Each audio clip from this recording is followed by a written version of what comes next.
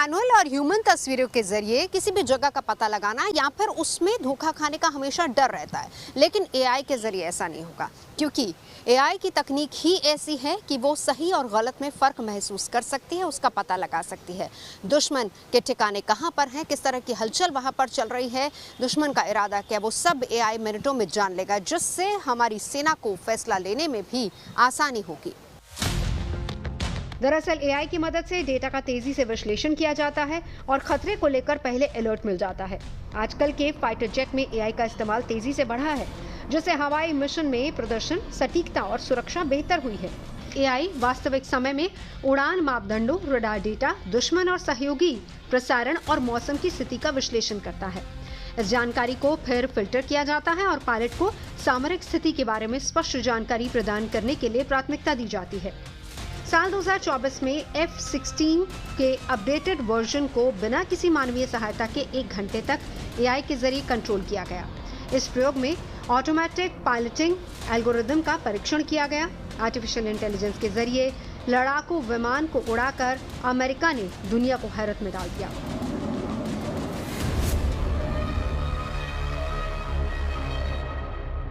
Next generation future weapon की race में कई देश दौड़ लगा रहे हैं। ताकत और तकनीक की मदद से ऐसे ऐसे हथियार तैयार किए जा रहे हैं जो रणभूमि में युद्ध की तस्वीर बदल सकते हैं।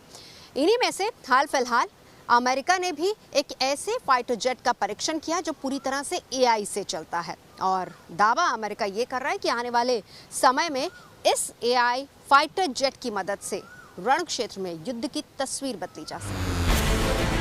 3 मई 2024 को एडवर्ड एयरफोर्स बेस से एक अमेरिकी F-16 लड़ाकू विमान ने उड़ान भरी, लेकिन ये इसकी दूसरी उड़ानों से अलग थी, क्योंकि इसे किसी पायलट ने नहीं बल्कि आर्टिफिशियल इंटेलिजेंस के जरिए कंट्रोल किया गया था।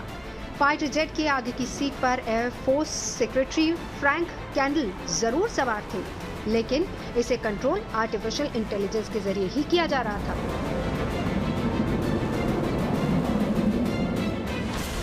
करीब 1 घंटे लंबे ट्रायल के बाद फ्रैंक कैंडल बाहर निकले और कहा, अपनी उड़ान के दौरान इतना कुछ देखा है कि हथियार लॉन्च करने या न करने का निर्णय लेने की क्षमता वाले एआई पर भरोसा हो गया है।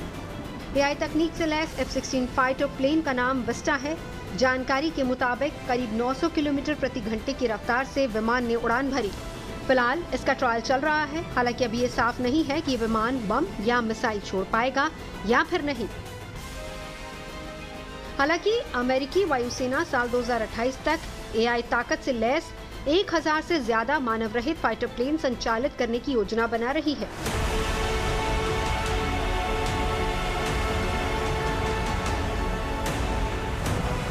अमेरिकी एयरफोर्स एआई की ताकत से लैस अपने नए fighter jet F-16 fighter jet से काफी उत्साहित है। अमेरिकी एयरफोर्स का मानना है कि एआई से लैस फाइटर प्लेन का इस्तेमाल उन जगहों पर किया जाएगा जहां इंसान की जान को खतरा है। इस तरह वॉर मिशन में दुश्मन को सबक सिखाने के साथ इंसानों की जान को जोखिम में डालने से भी रोका जा सकेगा।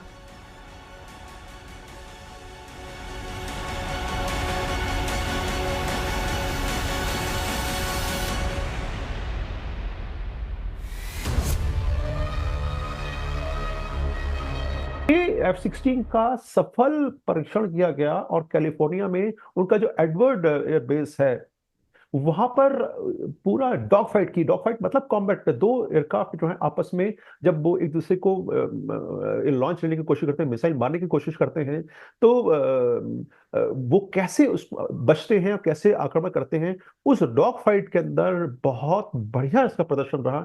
उसको जब पूरा एनालाइज किया गया किस प्रकार से था, तो जैसे 2 एक उन्नत क्वालिटी किस्म के फाइटर लड़ते हैं, उस प्रकार से F-16 विस्टा भी लड़ा। ये अपने आप में सबूत था कि अब एआई ने किस प्रकार से मिलिट्री एविएशन में अपना महत्वपूर्ण कदम रख दिया है, और शायद इस परीक्षणों को देखने के बाद बाकी जो अन्य देश हैं जो कि इस दिशा में कदम बढ़ा रहे हैं वो भी ऐसे और प्लेटफॉर्म खड़े करेंगे।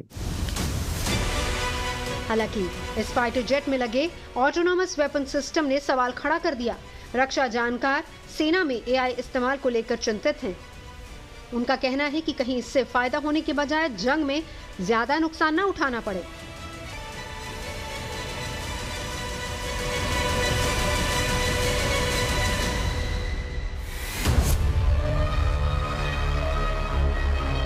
अगर आप इसका उपयोग सही तरीके से करते हैं, अगर आप ढंग से इसका उपयोग करते हैं और ऑपरेशंस पर पूरा निगाह रखते हैं कि वो ऑपरेशन जो कंडक्ट कर रहे हैं वो कहाँ हो रहे हैं और कोलैटरल डैमेज नहीं होने देते, तो किसी प्रकार का नुकसान किया इसमें जो है वो जरूरत, उसमें दिक्कत नहीं आएगी। लेकिन अगर उसकी आपने एआई की हेल्प से एक्यूरेसी अचीव की तो प्रिसाइज अटैक होंगे, जैसे कि हमने पहलगाम के बाद आतंकवादी ठिकानों पर किया। तो एक एक उदाहरण है कि किस प्रकार से आप कोलेटरल डैमेज को शून्य कर सकते हैं। और आप जब ये सब यूज कर रहे हैं तो जो पायलट है और जो कमांड कंट्रोल सेंटर में बैठे जो पूरा देख रहे हैं, उनकी जो सिचुएशनल अवेयरनेस है वो बढ़ जाती है। सिचुएशनल अवेयरनेस के ऊपर बहुत जोर दिया था एयर वॉरफेयर में या किसी भी वॉरफेयर में। उसका रीजन यही है कि जो बैटलफील्ड के अंदर कमांडर्स हैं, जो डिसीजन लेने वाले हैं, उनके लिए जो है चीजें सरल हो जाती हैं, क्योंकि उनको पता है कि बैटलफील्ड में क्या हो रहा है, क्या डेवलपमेंट हो रहे हैं और क्या डेवलपमेंट हो सकते हैं।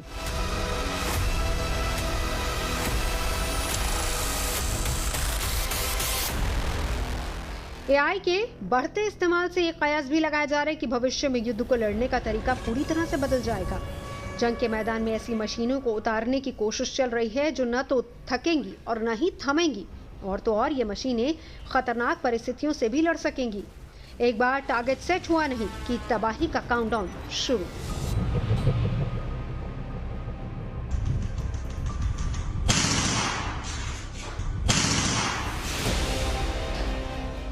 आने वाले वक्त में युद्ध के मैदान में सैनिक कम दिखाई देंगे और उनकी जगह रोबोटिक मशीन्स अपना रण कौशल दिखाएंगी।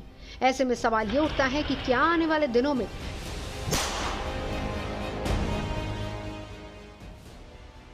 युद्ध के मैदान में सैनिकों की जगह रोबोट सामने सामने होंगे?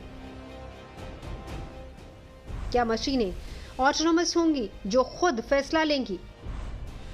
क्या सुपर पावर की शक्ति रोबोट आर्मी तय करेगी?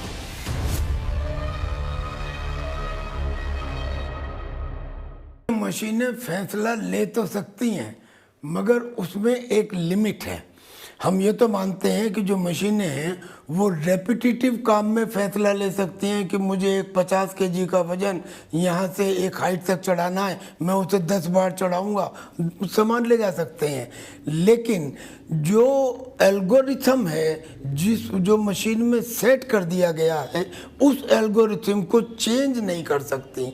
यानी कि एक्शंस ले सकती हैं, सैनिकों के बराबर ले सकती हैं, लेकिन जो बदलाव आता है, जो बदलाव एक आदमी ले सकता है सिचुएशन को देख के, वो पूरी तरह से मशीन नहीं कर पाएंगी। मशीनें असिस्ट तो करेंगी लड़ाई में, लेकिन मशीनें पूरी लड़ाई को कंट्रोल कर लें, ऐसा अनलाइकली।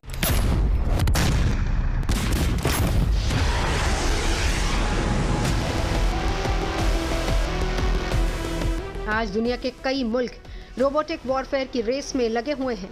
ऐसे रोबोट्स बनाने की कोशिश की जा रही है जो आर्टिफिशियल इंटेलिजेंस से लैस होंगे और जरूरत पड़ने पर जंग के मैदान में गोलियां बरसा सकेंगे।